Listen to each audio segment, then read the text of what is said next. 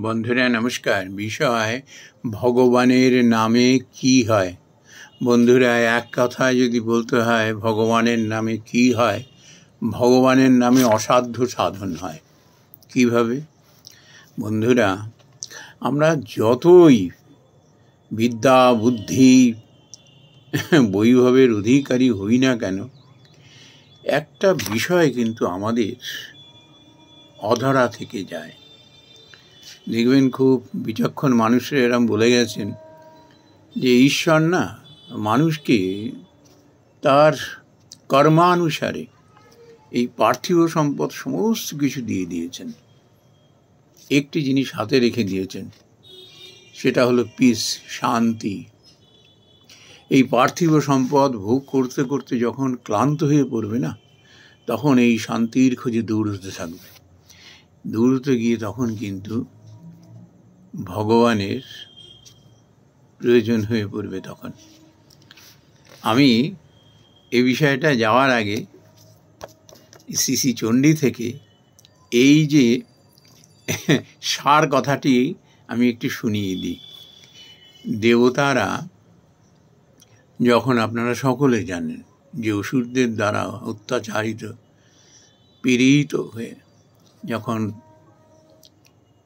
স্বর্গ ছেড়ে পালাচ্ছিলেন, সেই মুহূর্তে অসুরদের নাশ করেছিলেন মহামায়া। তো অসুররা নাশ হলে পরে, মহিষাসুর নাশ হইলে পরে, তো তখন দেবতারা এই মহামায়া ভগবতীর স্তুতি করছিলেন। এই স্তুতিতে দেবী দুর্গা খুব প্রীত হয়েছিলেন, খুশি হয়েছিলেন। তো খুশি হয়ে বললেন যে তোমরা কি বর চাও।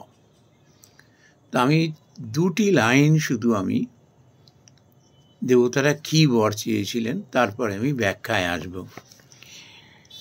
সংস্মৃতা সংস্মৃতা ত্বং ন হিংসেথা পরমাপদঃ ইয়ঃ চ মর্তঃ স্তব এভি ত্বং। আমি সন্ধিটা বিচ্ছেদ করে করে পড়ছি। স্তব এভি ত্বং স্তুষ্যতা অমলালনে সংস্মৃতে সংস্মৃতে। বলছেন, হে ভগবান, আমরা তোমাকে স্মরণ করলেই যেন তুমি আবির্ভূতা, যেন তুমি হও। আর কি? আমাদের ঘোর বিপদ সমূহ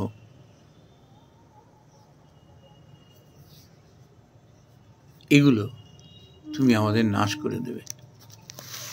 এখন এই ঘোর বিপদ সমূহটা কি আসলে? এটি হলো মানে দেবীর পুনঃ পুনঃ স্মরণ করলে কি হয়?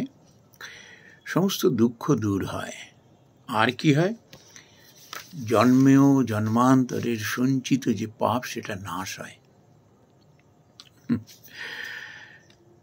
একটু গভীরে এটা যদি আমরা যাই, তাহলে বোঝা যাবে যে এই যে জন্ম জন্মান্তরের পাপ কিংবা এই যে দুঃখ আসলে কিভাবে আসে, দুঃখ কিভাবে আমাদের গ্রাস করে।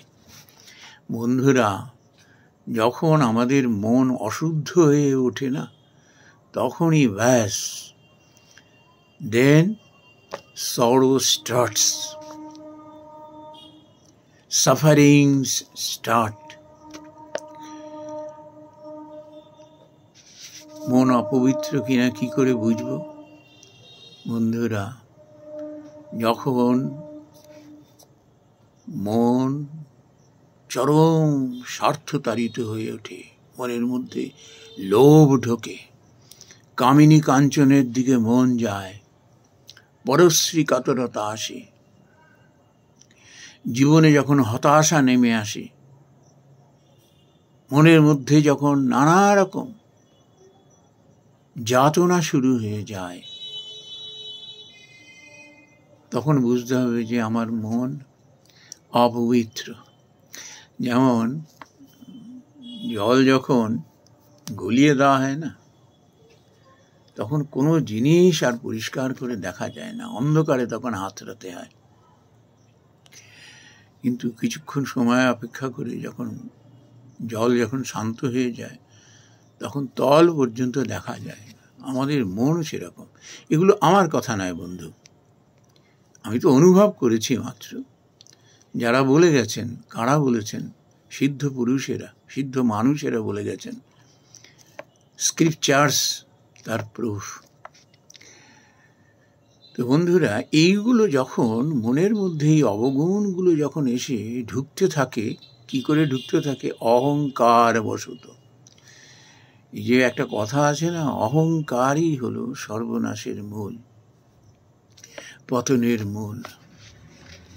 আমরা যখন যে স্টেটে থাকি, যে অবস্থায় মনের স্টেট অফ মাইন্ড, ওই সময় দেখা গেল আমার একটা পদের অহংকার, বিদ্যার অহংকার, মানুষ আমায় গণ্যমান্য করছে, আমাকে নিয়ে হই হই হই হই করছে, ব্যাস তখনই যদি বিচক্ষণ মানুষ সাবধান হয়ে যায়, আর আমাদের মতো সাধারণ মানুষ কি করি, তার দ্বারা প্রভাবিত হয়ে পড়ি, তখনই আমাদের মধ্যে এই অবগুণগুলো এসে বাসা বাঁধে, মন অপবিত্র হতে থাকে। তারপর একটা সময় কি হয়, বড় একা হয়ে যাই। মানুষের প্রতি যে দুর্ব্যবহার করছি, মানুষকে দুঃখ দিচ্ছি, নিজে ভোগ করছি অন্যের গ্রাস কেড়ে নিয়ে, এগুলো তখন আর বোধ হয় না। নিজের আনন্দে এমনভাবে মেতে থাকি না, এগুলো ভুলে যাই যে অন্য মানুষ আমার দ্বারা কিভাবে উত্তীড়িত, অত্যাচারিত হয়ে কষ্ট পাচ্ছে। তখনই ভগবান পরীক্ষা নিতে থাকেন, নে এবারে সামলা। আমরা তখন দিশেহারা হয়ে যাই, অপবিত্র মন এরকম হয়ে যায়। কিন্তু যার একটু হুঁশ হয় না, সে তখন জানে একমাত্র যেখান থেকে উদ্ধার করতে পারেন কোনো মানুষ নয়, একমাত্র ভগবান উদ্ধার করতে পারেন। ভগবানকে তো ডাকলেই সামনে এসে হাজির হন না সাধারণ মানুষের মতো। তার নাম, ব্যাকুল হয়ে তাকে ডাকলে পরে সংস্মৃত্য, বারবার ডাকলে পরে তখন কি হয়, তিনি এসে অমনি সেই ম্যাজিকের মতো ভ্যানিশ করে দেন না, তখন ওগুলো এহসাস হতে থাকে। ভগবান তখন মনিয়ে করিয়ে দেন এক একটা ঘটনার মাধ্যমে, যে দেখো তোমার মনের অবগুণগুলোকে দেখো, চেনো, মানুষ তোমার দ্বারা কিভাবে উৎপীড়িত, অত্যাচারিত হয়েছে, মনে কষ্ট পেয়েছে, এগুলো রিয়ালাইজ করো। তখন তার মন আরো তখন সেই পাগল পাগল হয়ে ওঠে। কিন্তু ধৈর্য ধরে যে মানুষ ভগবানের নাম করতে পারবে, আমরা অনেক সময় বীজ মন্ত্র জপ করি, ভগবানের নাম, এটি করতে করতে না, আর যত করতে থাকে তত ওইগুলো মনে পড়তে থাকে সমস্ত, আমি কি করেছি, মন একবারে পাগল পাগল হয়ে যায়, ঘুম চলে যায়। সে যে কি সাংঘাতিক অবস্থা যার হয় সে বুঝতে পারে। তো এরকম একটা পরিস্থিতিতে এই ভগবানের বিশ্বাস করে তাকে ভালোবাসি, তার নামটাকে ধরেছে না, ওই জন্য কি হয়, তাকে কষ্ট দেন ভগবান, তখন দাগায় পোড়ায়, কিন্তু তার সেই ক্ষমতাটাও দিয়ে দেন সহ্য করবার। ধীরে ধীরে তখন মন না তার শান্ত হতে থাকে,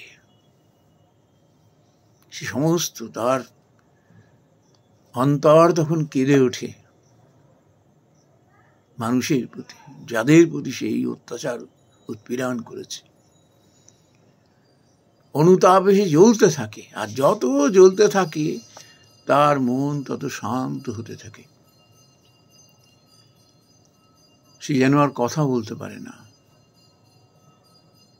ভাষা যেন তার হারিয়ে যায়, একটা সম্পূর্ণ অন্য মানুষে পরিবর্তন হয়ে যায় তার। ধীরে ধীরে তখন তার মনের দুঃখ, জ্বালা, যন্ত্রণা তখন নিবারণ হতে থাকে, দূর হতে থাকে। সে তখন সত্যের সন্ধানটা পায়। এই স্তুতিতে এইটি বলা হয়েছে। আমরা অনেক সময় ভুল করে বুঝে থাকি ভগবানকে ডাকলেই পরে এসে এমনি ম্যাজিকের মতো ভ্যানিশ করে দেবে। নো, যেই মুহূর্তে তুমি ভগবানের শরণ নেবে, ব্যাস সেই মুহূর্তে যেমন একটা কাঁচা লোহা, তাকে একটা ভালো অস্ত্র কিংবা প্রয়োজনীয় কোনো বস্তু তৈরি করবে, কামারশালায় কিভাবে তাকে পোড়ায় পেটায়, তারপর সে একটা দর্শনীয় জিনিস তৈরি হয়, ঠিক তেমনি। ওই জন্য বন্ধুরা, আমরা যখনই এই প্রসঙ্গে ভগবান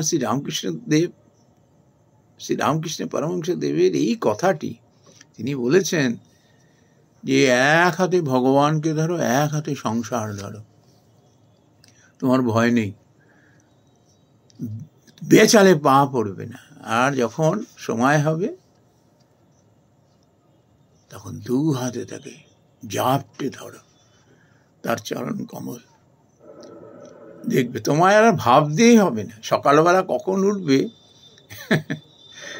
ঘড়ি হয়তো ফেল হয়ে যাবে, তোমাকে দিয়ে রেখে অ্যালার্ম দিয়ে রেখেছো, তুমি উঠতে পারলে না, কিন্তু ভগবান তোমার দায়িত্ব নিলে তুমি কখন উঠবে, কার সঙ্গে কিভাবে কথা বলবে, কখন যাবে, কি করবে, তোমায় আর ভাবতে হবে না। যেন তোমার খুব বিশ্বস্ত সেক্রেটারি, সব কিছু তোমায় স্মরণ করিয়ে দিচ্ছেন ভগবান। সেরকম এতে বন্ধুরা কোনো ভুল নেই, কোনো ভুল নেই।